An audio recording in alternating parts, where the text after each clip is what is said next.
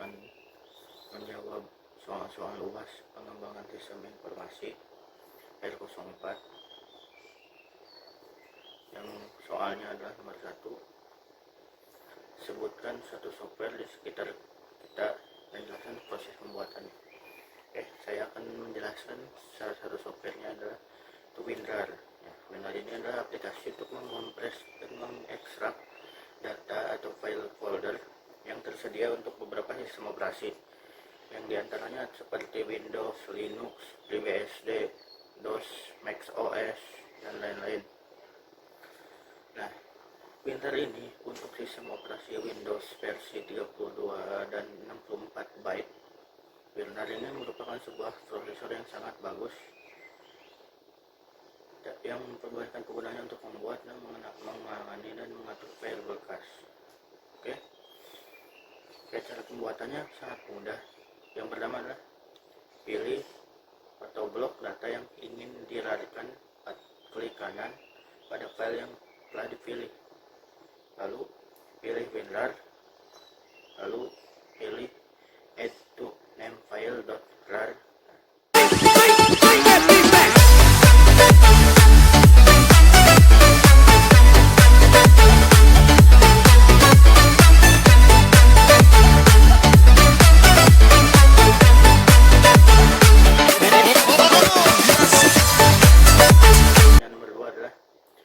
Berikan contoh real rencana implementasi sistem.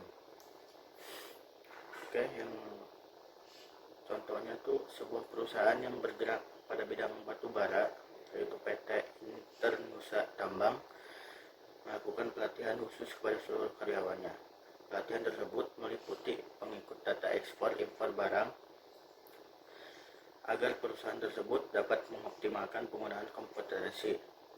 Pelatihan ini bertujuan agar setiap karyawan mampu bekerja dengan komputer sehingga tidak perlu mencatat data tersebut secara manual yang dapat menguras waktu dan tenaga. Nah, dengan kita jelaskan implementasi sistem yang merupakan tahap akhir ini, yang siklus hidup pengembangan sistem STLC, hal-hal pokok yang harus disediakan sebelum implementasi itu adalah: yang pertama, perencanaan fisik. Perencanaan fisik ini adalah tata letak atau layout yang disediakan, misalnya jarak antara komputer yang tidak terlalu dekat disertai kursi sehingga peserta dan pembicara nyaman. Jam, ada juga jam yang berada di belakang peserta sehingga tidak mengganggu pikiran peserta, serta pintu masuk yang berada di belakang atau infocus yang berada di sebelah pembicara. Yang kedua adalah fasilitas. Nah, fasilitas ini yang perlu disediakan, misalnya komputer, meja, kursi, jam, listrik, AC, ventilasi yang cukup, untuk penerangan yang cukup, infocus, dan selain sebagainya. Pelatihan selanjutnya tuh ada pelatihan personel. Pelatihan personel ini ada beberapa kelompok. Yang pertama adalah personel teknis. Personel teknis adalah orang-orang yang nantinya akan mengoperasikan serta memelihara sistem. Yang kedua adalah pegawai. Pegawai ini orang yang nantinya berinteraksi langsung dengan pengguna perangkat lunak. Ketiga tuh manajer umum. Tentunya manajer umum ini membutuhkan data barang yang dikirim. Yang terakhir ada orang luar perusahaan. Orang-orang ini yang nantinya akan menanamkan investasi pada perusahaan tersebut. Ada juga program pelatihan. Program pelatihan ini dapat dilakukan secara tutorial atau kelas yang meliputi, yang pertama adalah pelatihan in-house. Yang kedua adalah pelatihan yang disediakan vendor. Yang ketiga adalah pelatihan jasa luar. Pada sistem di atas ini dipilih program pelatihan yang disediakan vendor karena perusahaan itu membeli atau membuat sistem di suatu perusahaan informatika, sehingga pembicaranya adalah orang yang membuat sistem ini. Ada juga teknik dan alat bantu pelatihan. Teknik dan alat bantu ini adalah meliputi teleconferencing. Pada sistem ini tidak menggunakan telekonferensi karena semua peserta datang ke tempat yang telah diberikan. Itu dia. Ada juga perangkat lunak pelatihan interaktif. Perangkat lunak yang dibutuhkan ini adalah computer based training. Computer based training ini adalah mikrokomputer untuk memberikan peredaman kepada pemakai melalui serangkaian pelajaran yang efektif dan mudah dipelajari, serta mempunyai fasilitas mencegah kesalahan. Selanjutnya audio based training. Nah, audio based training ini merupakan sistem yang memerlukan akses ke cashless player, tetapi hanya komputer. Oke. Yang ketiga adalah video based training. Sistem ini juga tidak melakukan akses ke TV atau PCR, tapi hanya ke komputer. Yang keempat adalah ada video optic disc. Video optic disc ini adalah disebut juga dengan video interaktif, yaitu menggunakan CD-ROM untuk mengantarkan materi yang direkam sebelumnya ke monitor yang menghubungkan ke komputer. Oke, selanjutnya ada pelatihan dengan instruktur. Pelatihan instruktur ini adalah menggunakan instruktur dari vendor.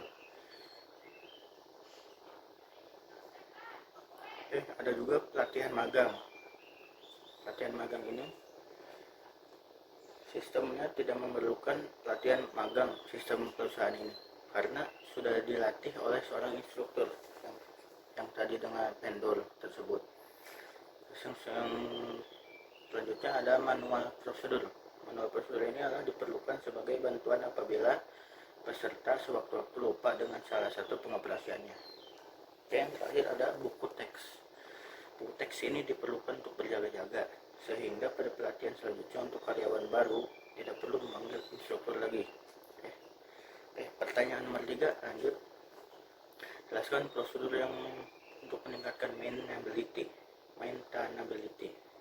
Prosedur yang meningkatkan maintainability ini adalah pertama adalah menerapkan SDLC dan SWDLC. Kedua adalah menspesifikasi definisi data standar. Yang ketiga, menggunakan bahasa pemrograman standar seperti C++, C#, dan lain sebagainya. Yang selanjutnya, keempat, merancang modul-modul yang terstruktur dengan baik. Oke, yang kelima, memperkerjakan modul yang dapat digunakan kembali.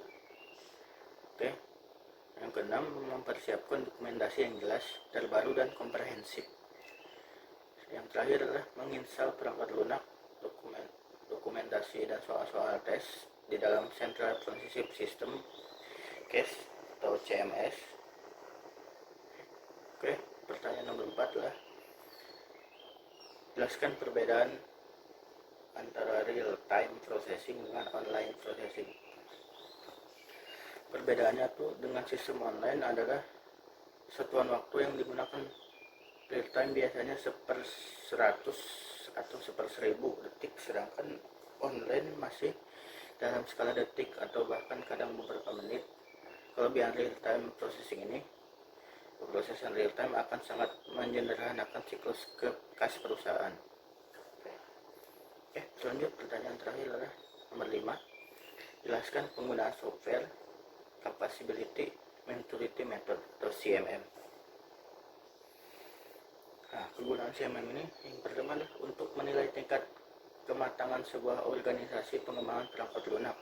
Yang kedua, untuk menyaring kontraktor yang akan menjadi pengembangan perangkat lunak. Yang ketiga, untuk memberikan arah akan peningkatan organisasi bagi top manajemen di dalam sebuah organisasi pengembangan perangkat lunak. Terakhir adalah sebagai alat bantu untuk menilai keunggulan kompetitif yang dimiliki sebuah perusahaan dibandingkan perusahaan pesaingnya. Oke, sekian jawaban UAS pengembangan sistem informasi periode R04 dari saya. Mohon maaf kalau ada salah-salah kata atau ucapan yang kurang lengkap atau jawabannya, mohon dimaafkan.